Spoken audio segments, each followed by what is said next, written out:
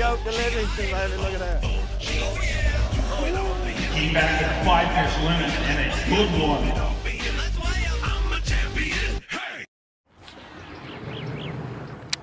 Hey guys, I was sitting down here in the boat, beautiful Lake St. Clair in my background here in the shade, and just finishing up. I want to group my couple events together. I know you hadn't seen New York yet because we've been on the road so much, but we took the northern swing in the summer like we always do with St. Lawrence River and Champlain. Well, St. Lawrence River was first, and let me tell you about St. Lawrence. It was a slugfest beyond no other, and this whole northern swing has just been a fish catching bonanza.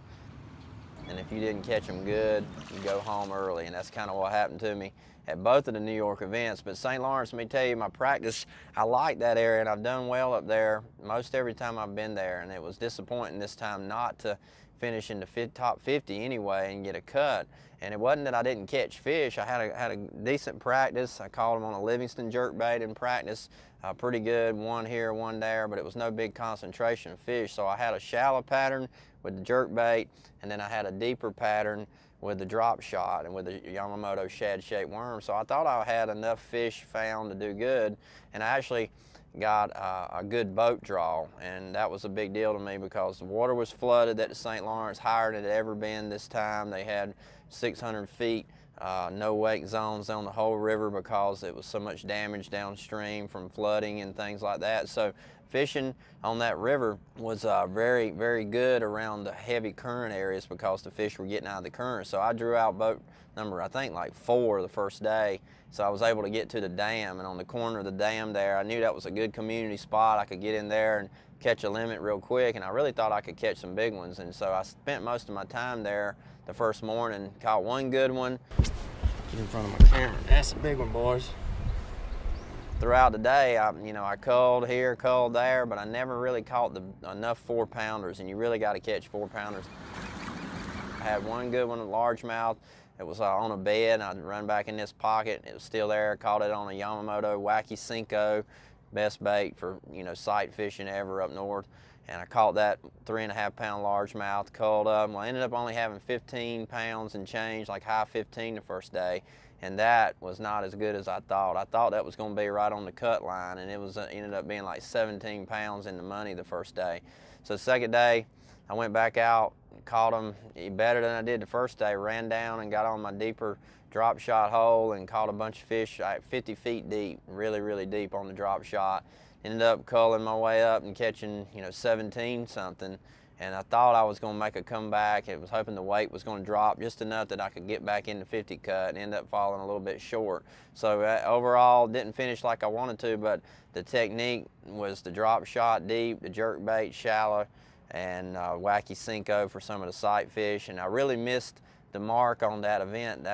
It was a very cold, I guess, spring up there in New York, and the fish spawned later, and Van Dam, ended up winning that one, and a lot of guys did well sight fishing and catching smallmouth that were still bedding all over the flats further up the river toward the lake. And I just totally missed that, and I hate that because I love sight fishing. That would have been a great deal for me to get on. So didn't work out, but still survived with a 60-something, 63rd or something. Point-wise, it didn't hurt me too bad. So move on next week, back-to-back events. We get to Champlain now. Champlain now is a totally different fishery, even though it's in New York and it's a northern, smallmouth fishery.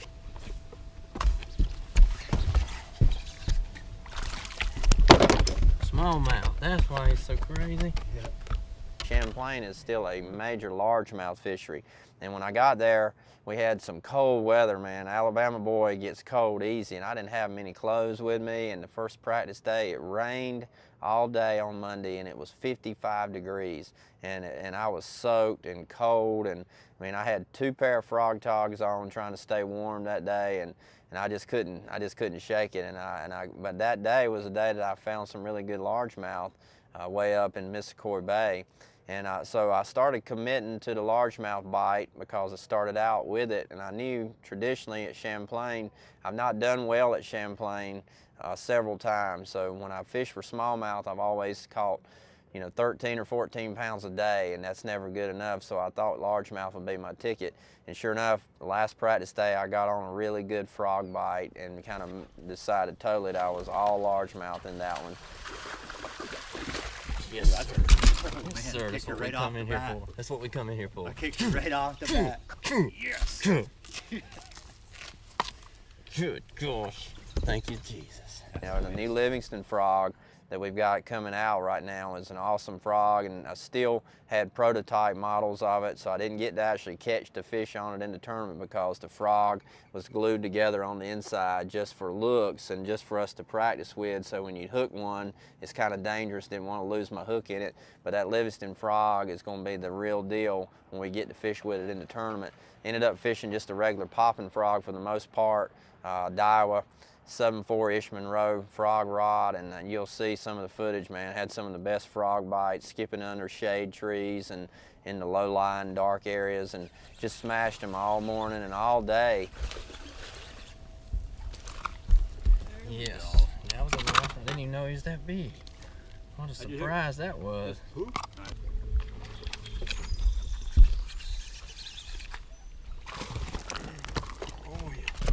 Yes. Big belly, huh? That'll call that last one. I think so. Big fat belly. Big. Come on, Lord. Stand. Come on. Oh, yeah, there he is. Nice one, boy. That's what I was looking for. Had 18 and a half pounds, 18.9 or something like that. And get in there again, barely in the top 25 or 30 with 18 and a half pounds, just another slugfest. And so didn't have a marshal the second day, so I go out second morning and I'm thinking I'm gonna go back up here and catch him again. And I just had my hopes up and I was gonna do well. And running up the lake by myself, and all of a sudden my motor starts shaking and my prop slung a blade. An ear came off my prop. Didn't hit anything, just an odd freak of nature. 25 years I've never had a prop blade come apart. And so I run 2 miles in the center of the lake, so I have to run over to the shore, and I had a 5-blade mercury prop in here as a spare. I always carry a spare, thankfully, and run over to the shore and changed it out. And I thought I'd be okay. Well, during the vibration of running over to the shore with the blade missing, the motor wouldn't run because it pulled a plug wire that came out of it, and I didn't know how to fix it myself, and ended up having to find my way back to the ramp, 18 miles back. Robin pulls me out, Mercury truck, Jay at Mercury, thanks to the guys, he got a computer on there and found out a wire come unplugged when it was shaking. He plugged it back in, I put back in, gas up. Finally started fishing. Then broke down, starting fishing at 8:30. So I missed a whole 3-hour period of the really good morning bite in that creek. And the rest of the day, man, I was in just a rush. Had like 4.5 hours to fish and run back, and caught plenty of fish still in the creek. But I was there again, committed to doing that because I'd ran so far, and ended up catching 12.5 or 13 pounds, whatever it was. And I needed just a little bit more to get into 50 cut, and I dropped all the way from 18th or whatever I was all the way to like 63rd or 65th or whatever. So anyway, the pattern there though was right. And I think I had the right pattern, the right bait, all that was going right. It was just had bad luck basically on that second day, and it just didn't work out.